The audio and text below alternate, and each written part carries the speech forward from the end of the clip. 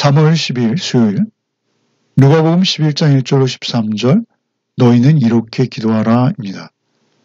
오늘 본문은 세 단락으로 나눌 수 있습니다. 첫 번째는 제자들의 기도에 대한 질문으로 기도의 모범인 주 기도문을 알려주십니다. 두 번째는 밤중에 찾아와서 간청하는 친구의 비유를 통해서 기도를 설명하시고요. 세 번째는 우리가 잘 아는 구하고 찾고 두드리면 좋은 것, 곧 성령을 주실 것에 대해서 말씀하십니다. 먼저 1절로 4절을 읽겠습니다. 예수께서 한 곳에서 기도하시고 마치심에 제자 중 하나가 여짜오되 주여 요한이 자기 제자들에게 기도를 가르친 것과 같이 우리에게도 가르쳐 주옵소서. 예수께서 이르시되 너희는 기도할 때 이렇게 하라. 아버지의 이름이 거룩히 여김을 받으시오며 나라가 임하시오며 우리에게 날마다 일용할 양식을 주시옵고 우리가 우리에게 죄 지은 모든 사람을 용서하오니 우리 죄도 사하여 주시옵고 우리를 시험에 들게 하지 마시옵소서 하라. 제자 중 하나가 기도를 가르쳐달라고 요구하고 있습니다. 예수께서는 제자들에게 늘 기도하는 모습을 보여주시고 계셨죠. 그들은 기도를 알려달라고 부탁하기에 이르는 것입니다. 당시 유대 공동체에서 기도는 굉장히 조심스러운 것이었습니다. 하나님 앞에 홀로 나가는 것이었고요. 너무나 어렵고 또 함부로 나설 수 없다라고 여겨졌다는 것이죠. 그렇게 공동체마다 일정한 기도문을 가지고 있었다고 합니다. 그들이 그 기도문으로 하나님 앞에 나설 수 있게 되었고 또한 그 기도문을 통해서 자신들이 한 공동체인 것을 확인하는 또 수단이 되기도 했다는 것이죠. 당시 세례자 요한을 따르는 제자들에게는 요한이 가르쳐준 기도문이 존재했다라는 것이죠. 이런 상황에서 예수님의 제자들도 기도문을 요청하게 된 것입니다. 예수께서는 기도문을 가르쳐 주십니다. 가장 먼저 놀라운 것은 기도를 시작하며 하나님 향해 아버지라 부르게 하시는 것이죠.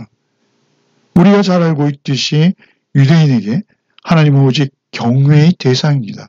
너무도 어렵고 또 멀리 계신 분으로 인식되는 그런 경향이 있었습니다. 그러나 예수께서는 기도할 때 하나님을 향해서 아버지라 부르게 하십니다. 내가 이렇게 부르듯이 너희도 부모와 자식처럼 그 다정하고 친밀하게 하나님을 아버지라 부르게 하시는 것이죠.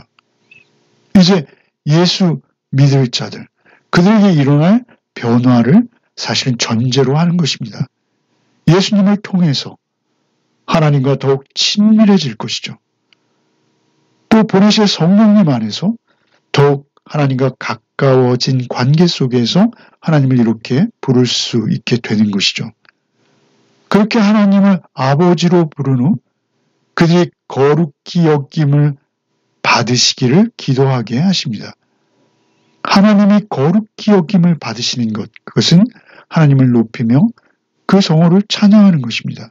거룩은 하나님의 가장 중요한 성품이시며 또 기도의 첫 번째는 하나님을 높이는 찬양으로 시작되는 것이 마땅합니다. 그리고 이어서 이제 바로 그 하나님 아버지의 나라가 이 땅 가운데에도 임하시도록 기도하라고 가르치십니다. 여기서 하나님의 나라가 이 땅 가운데 이루어진다는 것은 하나님의 주권과 하나님의 통치가 우리가 살고 있는 이 땅에서도 우리의 삶을 통해서 실현되게 해달라는 간구이죠. 이어서 반드시 요구되는 일용할 양식도 구하라 하십니다. 땅의 요구죠.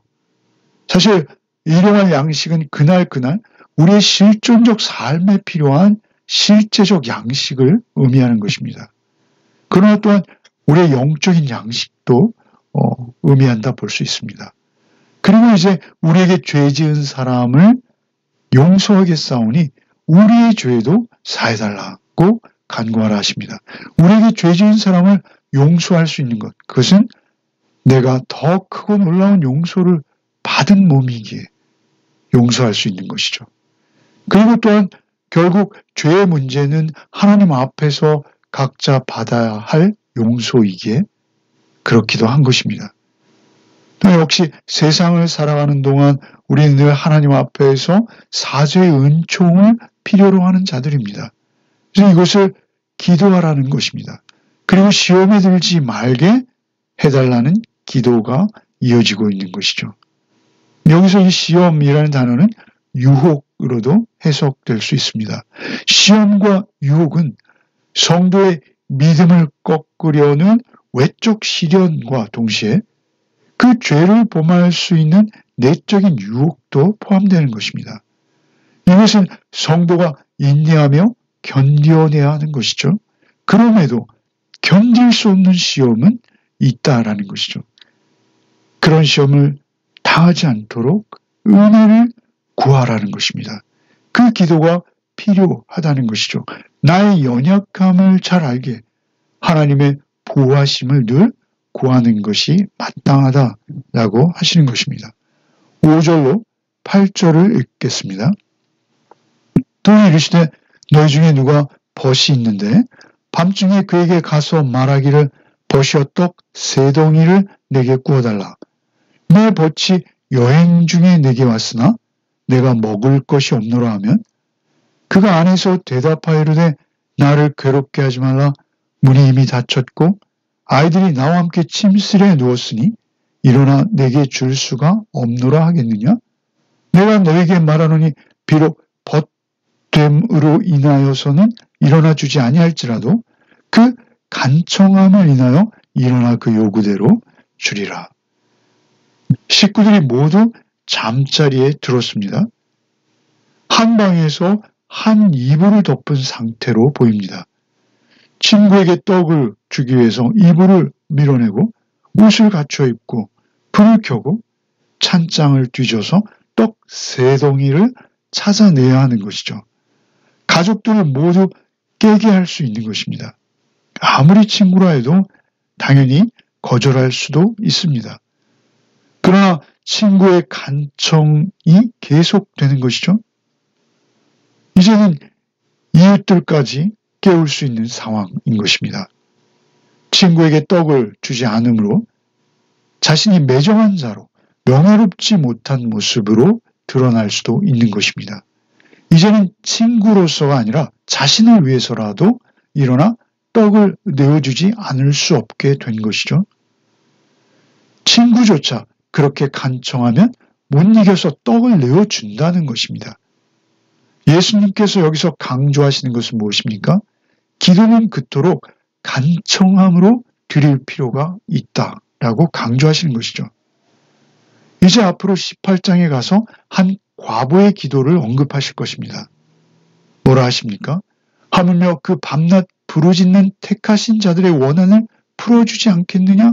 저에게 오래 참으시겠느냐? 이렇게 말씀하십니다. 예수께서 하시는 이 예화는 여행 중 밤에 찾아온 굶주린 친구를 먹이려는 동기로 드려지는 기도입니다. 참으로 선한 기도이죠. 이 친구를 위한 절실한 기도에 하나님께서는 반드시 응답하신다라고 말씀하시는 것입니다. 이제 9절 이하를 읽겠습니다. 내가 또 너에게 이르노니 구하라 그러면 너에게 주실 것이요 찾으라 그러면 찾아낼 것이요 문을 두드리라 그러면 너에게 열릴 것이니 구하는 이마다 받을 것이요 찾는 이는 찾아낼 것이요 두드리는 이에게는 열릴 것이니라. 너희 중에 아버지 된 자로서 누가 아들이 생선을 달라 하는데 생선 대신에 뱀을 주며 알을 달라 하는데 전갈을 주겠느냐. 너희가 악할지라도 좋은 것을 자식에게 줄 줄 알거든 하물며 너희 하늘의 아버지께서 구하는 자에게 성령을 주시지 않겠느냐 하시니라. 밤에 찾아온 친구에 대한 말씀은 기도 응답에 대한 확신을 주시기 위한 것이죠. 그리고 이제 이어지는 구하고 찾고 두드리라 라는 이 기도의 교훈은 기도는 반드시 응답받을 뿐 아니라 가장 좋은 것, 곧 성령님을 받게 된다라고 하십니다. 성령님을 받는다는 건 무엇입니까?